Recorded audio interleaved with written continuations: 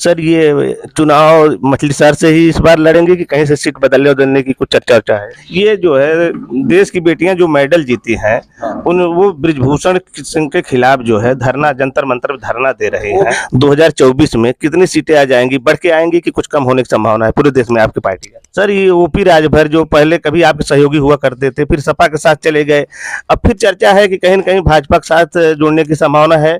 Sir ये विपक्षी जो है जातिगत जनगणना की जो है मांग लगातार उठाते रहे हैं, लेकिन पार्टी आपकी जो है इंटरेस्टेड नहीं है।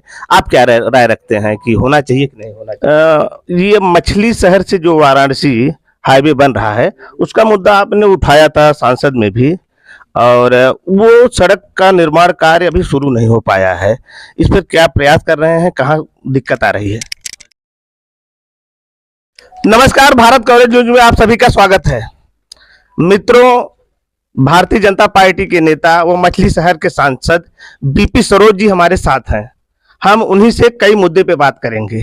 सांसद जी स्वागत है हमारे चैनल पे आपका। बहुत बहुत धन्यवाद आपके चैनल को भी और आपको भी। ये मछली शहर से जो वाराणसी हाईवे बन रहा है उसका मुद्दा आपने उठाया था सांसद में भी, और वो सड़क का निर्माण कार्य अभी शुरू नहीं हो पाया है। इस पर क्या प्रयास कर रहे हैं, कहाँ दिक्कत आ रही है? देखिए, ये जो भी चाहे तीन एनएच की बात आप कर रहे हैं, मैं समझ रहा हूँ। वाराणसी में उसमें से मुख्य आ जाता है हमारा जो जौनपुर से मड़ियाहूं से रामपुर होते हुए जो भदोही मार्ग है वो जोरों से काम चालू हो गया है, और जो 135 ये है और यहाँ 731B पर जो मछली शहर से जंघई से दुर्गागंज से होते हुए भदोही मिर्जापुर का जो मार्ग है जो वाराणसी को जोड़ता है, इसके लिए देखिए ये सब का टेंडर हो चुका है।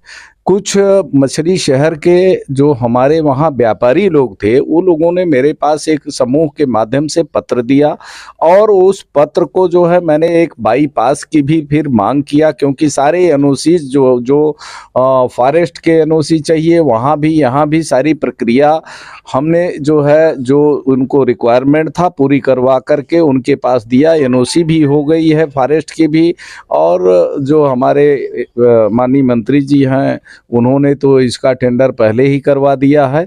और अभी एक और हमारे मछली शहर लोकसभा के लोगों के लिए खुशखबरी है, जो हमारे 4 विधानसभा को जोड़ता है। मछली शहर से मड़ियाहूं से जलालगंज, और फिर वहां से आपका थाना गद्दी से मुढ़ैला, ये भी उन्होंने एनएच में लेने के लिए आप कल परसों के दैनिक जागरण आने पेपरों में भी पढ़ा होगा। इसकी भी प्रक्रिया भारतमाला में हमने 2020 में भी लिखा था, उसके बाद 3-4 बार पत्र लिखा, 3-4 बार मुलाकात हुई। तो और उन्होंने मछली शहर में जब आए थे तो उन्होंने घोषणा भी की थी। तो ये सारे जो उन्होंने घोषणा किया था ये कार्य उनके सब हो चुके हैं, और उन्होंने सब घोषित भी कर दिया है। जल्द से जल्द कार्य भी हो जाएगा। आज आते समय मैंने कुछ खड्डे देखे तो उसको देख करके मैंने माननीय गडकरी जी के कार्यालय उनके ओएसडी को भी भेज दिया हूँ, और मैं यहाँ के चीफ को भी भेज दिया हूँ जो कि एनएच को देखते हैं लखनऊ में। सांसद जी, इस कार्यकाल में आपकी कौन सी ऐसी उपलब्धियां रही हैं जो कुछ जनता को बता सकते हैं? फिर चुनाव आ रहा है, फिर जनता के बीच जाएंगे आप। मैं तो यहाँ तक कहता हूँ भाई, यहाँ जनता से पूछिए। अगर आप जनपद में रहते हो, मछली शहर लोकसभा में रहते हो, तो जो मेरे कार्यकाल में जो मैंने यहाँ जनता ने मुझको कहा, मैंने लिख करके सब जो है अपने विभागीय मंत्रियों को दिया। इतने चाहे PWD हो, चाहे प्रधानमंत्री ग्राम सड़क हो, 56 सड़कें हमने प्रधानमंत्री ग्राम सड़क योजना के तहत अपने लोकसभा को देने का काम किया है। शायद प्रदेश में ये पहला। और 3 एनएच जो हमारे लोकसभा में 3 एनएच जो 3000 करोड़ के ऊपर के प्रोजेक्ट हैं, ये जो हमारा होने जा रहा है, मैं समझता हूं कि ये बड़ी सौगात है मछली शहर लोकसभा के और यहाँ के क्षेत्रवासियों को, जो कि यहाँ वाराणसी, आपका भदोही, आपका जो है अयोध्या जोड़ने वाले ये प्रमुख मार्ग होंगे। इनको जो बनने से यहाँ की जनता को बहुत ही लाभ होगा। और मैंने अभी आप जफराबाद का फ्लाईओवर का, कितने रेलवे का, वो काफी समय से मांग चल रहा था। 68 करोड़ का वो भी जल्दी शिलान्यास 10 दिन के अंदर होने जा रहा है, 10-15 दिन में, और वह भी जो है पास हो गया है। जफराबाद का जंक्शन भी बनने जा रहा है, और पीडब्ल्यूडी से मेरे सरकार के द्वारा हजारों सड़कें, मेरे लोकसभा में 1-2 सड़कें नहीं, हजारों सड़कें, इसके जबकि मेरा कार्यकाल, मेरे पास निधि भी 2 साल की नहीं रही, और जो है 3 साल के कार्यकाल में अगर यह इतना काम किया गया है, मैं जितना काम किया हूं, तमाम सांसद आए हैं गए हैं, जनता उसका आकलन कर ले। अगर उनसे हम 10 गुना ज्यादा काम मछली शहर लोकसभा में न करके दिखाया हो तो जनता हमको अपना आशीर्वाद रोक दे। सर, ये चुनाव मछली शहर से ही इस बार लड़ेंगे कि कहीं से सीट बदलने की कुछ चर्चा है? ऐसा है, ये पार्टी का विषय है। पार्टी ने हमको जो सम्मान दिया, मैं अपने भारतीय जनता पार्टी का एक एक कार्यकर्ता का और अपने शीर्ष नेतृत्व का ऋणी हूँ। मुझको कोई लालच नहीं है, ईश्वर ने हर तरह से ठीक ठाक रखा है। पार्टी जहां लगा देगी, कार्यकर्ता की हैसियत से मैं काम करूंगा। सर, मछली शहर से भी मान लिया आप लड़ेंगे तो ये इस बार क्या क्या मुद्दे रहेंगे, कुछ जो आपके जहन में है कि नहीं? हमारे पास हमारी सरकार सारी व्यवस्था को दे रही है, चाहे वह सड़क हो, चाहे बिजली की व्यवस्था हो, चाहे पानी की व्यवस्था हो, चाहे स्वास्थ्य की व्यवस्था हो, सारी व्यवस्था, एजुकेशन की व्यवस्था हो, हमारी सरकार हर पहलू पर काम कर रही है। और ऐसा कोई भी हमारे लिए मुद्दा नहीं होता है। हम लोग विकास के लिए कार्य करते हैं, और हमारी सरकार, हमारी पार्टी विकास के कार्यों के लिए जानी जाती है। सर, 2024 में एक भी 2-3 सवाल और हैं। 2024 में कितनी सीटें आ जाएंगी, बढ़ के आएंगी कि कुछ कम होने की संभावना है पूरे देश में आपकी पार्टी का?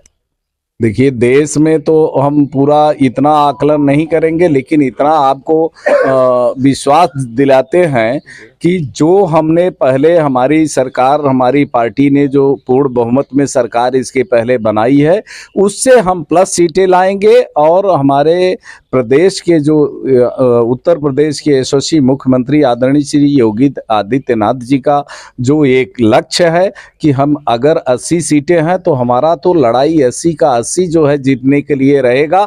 बाकी निर्णय तो यहाँ की जनता देगी, काम बोलता है। सर, ये विपक्षी जो है जातिगत जनगणना की जो है मांग लगातार उठाते रहे हैं, लेकिन पार्टी आपकी जो है इंटरेस्टेड नहीं है।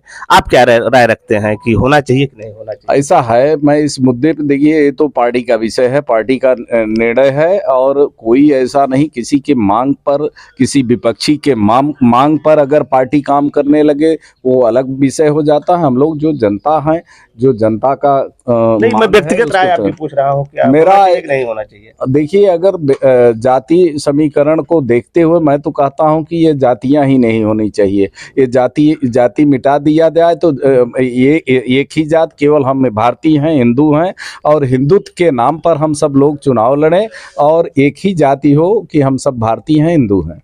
सर, ये ओपी राजभर जो पहले कभी आपके सहयोगी हुआ करते थे, फिर सपा के साथ चले गए, अब फिर चर्चा है कि कहीं न कहीं भाजपा के साथ जुड़ने की संभावना है। देखिए, ये बड़े नेताओं की बात है। ओपी जी जो हमारे राजभर जी हैं, वो बड़े नेता हैं। अब वो कहाँ जाएंगे, क्या करेंगे, कहाँ आएंगे, अब उनका विषय है, उनसे पूछ सकते हैं आप।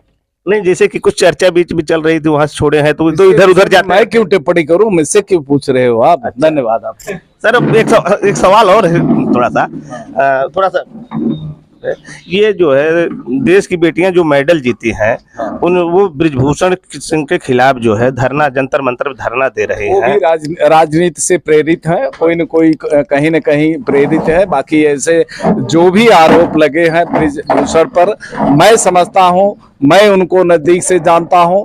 बृजभूषण शरण सिंह जो है एक अच्छे इंसान है और अच्छे व्यक्तित्व के धनी है, और मेरे ख्याल से ये आरोप जो भी लगे हैं, ये मेरा व्यक्तिगत विचार है। एक लास्ट सवाल कि जंघई जंक्शन रेलवे स्टेशन पर प्लेटफॉर्म नंबर 3 तरफ से रास्ता बंद कर दिया गया है, जनता को काफी समस्या हो रही है, लोग धरना प्रदर्शन भी कर रहे हैं। यहाँ पर राजेश जी के यहाँ बैठा था, यहाँ हमारे तमाम सम्मानित साथी बैठे थे, इस विषय पर चर्चा किए हैं।